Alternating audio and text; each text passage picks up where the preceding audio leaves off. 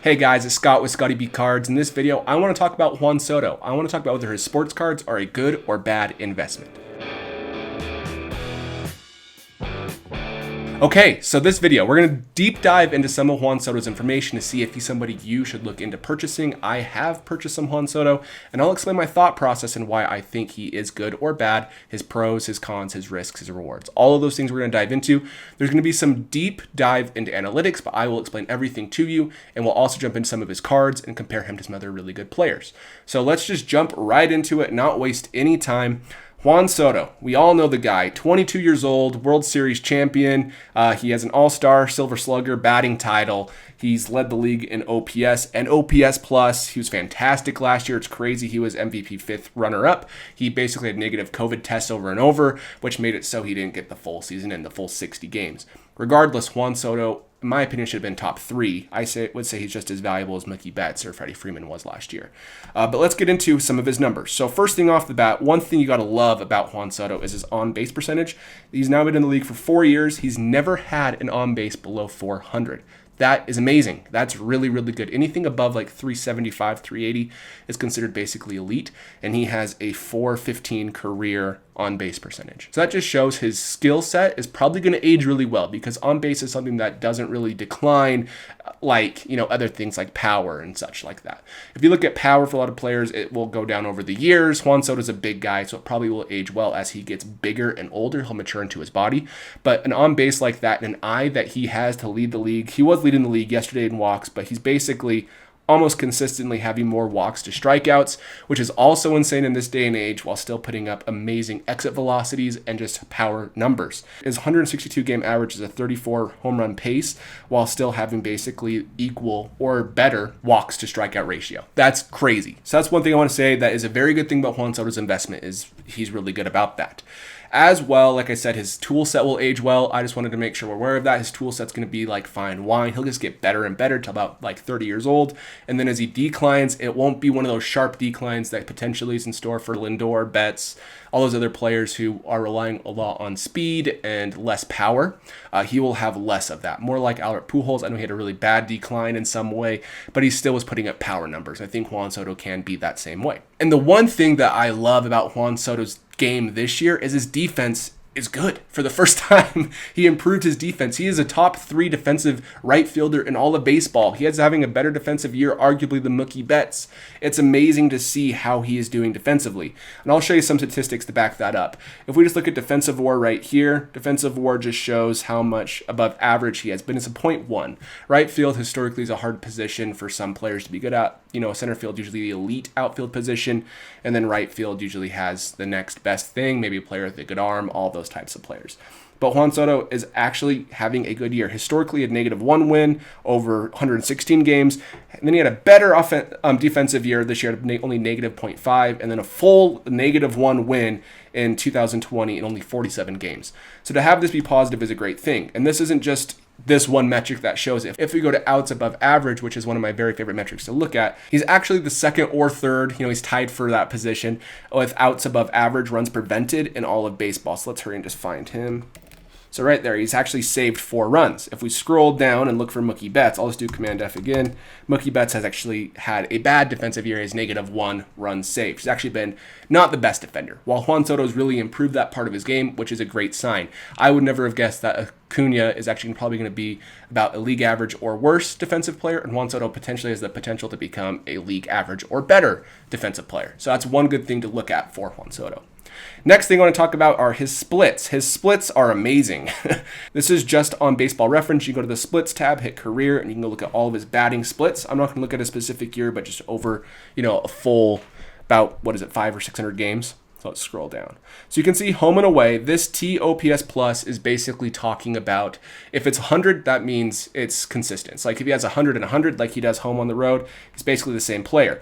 If right here is versus right-handed versus left-handed, you can see he's better against righties than lefties. It's actually below 100 for lefties. But as you can see, again, he's the same player on the road as he is at home. There's no Coors bias I have to hear all the time about my players. He's actually slightly better on the road, but basically the exact same player. So 957 on the road OPS, 952 OPS, more power on the road, but a higher batting average at home. Regardless, he's good in both places, which is really good for him because he'll be Mr. Consistent. He's actually in the NL East against some really good pitching like Jacob deGrom. Zach Wheeler's having a great year. A lot of the good pitchers on his team as well, but regardless, it's a really tough division to hit in. If he'd be somewhere like the AL East, he would have amazing numbers in Yankee Stadium, out in Camden Yards, all those other ballparks. And the next split I want to talk about, I kind of mentioned in passing, is right-handed versus left-handed pitchers. There's more right-handed pitchers in the league, so it's good that he's good against them. Against right-handed pitchers, he's 1,000 OPS. That's amazing. 1,000 OPS is basically Mike Trout's career OPS. Against left-handers, he's basically a 900 OPS, so not as good, but still elite. That's basically Mookie Betts' career OPS. So he's Mookie Betts against lefties, Mike Trout against righties.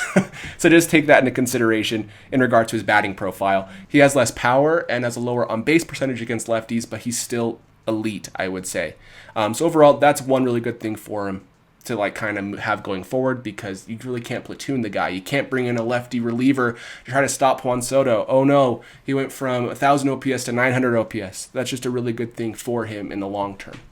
Now let's look at his batting in the postseason. He's only had one postseason run. They won the World Series, and he was really good. In the World Series at age 20, he hit .333 with 3 home runs in those 7 games. That's amazing. So, age 20, I was just a freshman in college. So, not as impressive as Juan Soto. So let's just take a look at his Baseball Savant page. This is a true work of art if we look at his Baseball Savant, and it shows why I'm high on him for the future. His actual average exit velocity is in the 95th percentile. This just means that he's in the top 5% in the league of hard hit baseballs. Same with max exit velocity. He's had his ball probably leave at 116 to 117 miles an hour a couple times this year. Hard hit percentage, same story. But what's impressive about this isn't that. That's super impressive. But if we go look, his chase rate is 100th percentile. He is the top 1% of not chasing baseballs outside of the strike zone. That's what's impressive about Juan Soto. That's different than many other players. His strikeout percentage is in the 88th percentile, doesn't strike out at all. His walk percentage is in the 98th percentile. Again, he's leading the league, or he's second in the National League in walks right now, while still not swinging and missing. He's in the 75th percentile for swinging and missing, which is really, really high as well. If we compare him to Fernando Tatis Jr., you're going to see a very different story. What Tatis, he's a little bit better, in hitting the ball harder, has a better barrel percentage when he does make contact, and he has a better hard hit percentage, yes. But look at his strikeout percentage. He's in the 16th percentile. Juan Soto, he's in the, 88th percentile. Look at the chase rate, 33%. His whiff rate, meaning he's basically the worst in the league at swinging and missing, 4%. Juan Soto is up at 75%, his chase rate, 100%. So it just shows he is really a true offensive player. I think he has the potential to be the best pure offensive player in baseball in the future. Again, he's only 22 years old, just to show that to you. We have players like Adley Rutschman, who are the top prospect in baseball. Julio Rodriguez, he's a little bit younger than Juan Soto, but Adley Rutschman's 23 years old, for example. Juan Soto has been in the big league for 4 years and is doing this. So that's why I'm kind of high on him as an investment long term. Now let's look at baseball cards. I know we've gone a long time not talking about cards, but I first wanted to show you why you should consider investing in Juan Soto, because cards and looking at values can say, man, he's higher than other people still, so maybe we shouldn't buy him. But if you look at the peripherals, he's really good, and he's only going to get better. He's had a down year, and those are what his numbers look like. So here what we have is a graph showing his Topps Chrome update and his Topps Chrome update pink refractor. One thing about Juan Soto that's really interesting compared to other players is he's not in any sets. He debuted basically when he wasn't expected to. Topps didn't expect him to come up. He came up, I think, in May or June, and that was too early where they couldn't hold him back till Series 1. He wasn't really a big prospect in the sense where he was hyped up like Wander Franco is. And so because of that, they didn't hold him out. But instead, like Mookie Betts and Mike Trout, he has almost no products that he's in. We can even look at this real quick. This, I searched in the PSA Pop Report, Juan Soto 2018. He's only has 119 created tabs or cards. If we did the same thing to, this is Tatis, 2019 Fernando Tatis Jr., he has 243, so more than double entries for PSA than Juan Soto. And if we look at Ronald Acuna Jr., for 2018, his rookie year, he has 246. So again, more than double than Juan Soto. So he's out half the rookie sets, which is a very big advantage because he only has one flagship rookie and one Topps Chrome rookie. He doesn't have multiple, like Ronald Acuna, who has the Topps Chrome rookie. Then he has a Topps Chrome update rookie, which isn't a rookie debut, but it's a different image. And then he has a different flagship image and a short print. Juan Soto has none of that. He is just his one card, which makes investing in him a little bit easier. And it makes more sense in his whole market. So I'm going to show the Juan Soto market as a whole with these update rookie cards. This is the Chrome update. Right here, this green line, it hit, let's see, about $510. $580 was the highest sale. It's down to $236. The hard thing here, really high pop, about 10,000 of them, which is really, really high for PSA 10 pop, but still not high in comparison to the flagship Acuna and Soto, which are up at 20,000. But if you go look at his pink refractor, that got all the way to $2,500. Now that is at $791. So there's a really big opportunity for you there to maybe buy a card that's low pop. If we click on the pink refractor, there's only 632 PSA 10s. And this isn't to say these are the cards you should look for. I'm only really highlighting these cards because, again, it's that flagship image, and it really shows his market as a whole, how it spiked, how it dropped. He's having a down year again, but he's really not. And he's a second half player. I can show that as well in his splits section. If we scroll down, he has a 955 OPS the second half, 906 in the first half. And his best month in baseball is in August, a 3-ton average with a 1055 OPS. So he's going to be fine. He's going to hit well as long as he stays healthy. It's just crazy how far he's dropped compared to other players. Here's Juan Soto. He's the green line. And then you have Shohei Ohtani, who's the red. Look at that increase. Good for Ohtani collectors. You have purple Vlad, and you have blue Tatis. So this is where Soto started, right here. $458 for Soto. Then you had Tatis at $313, and then you had Vlad at $103 and Ohtani at $40. These are all their Topps Chrome rookies in a PSA 10.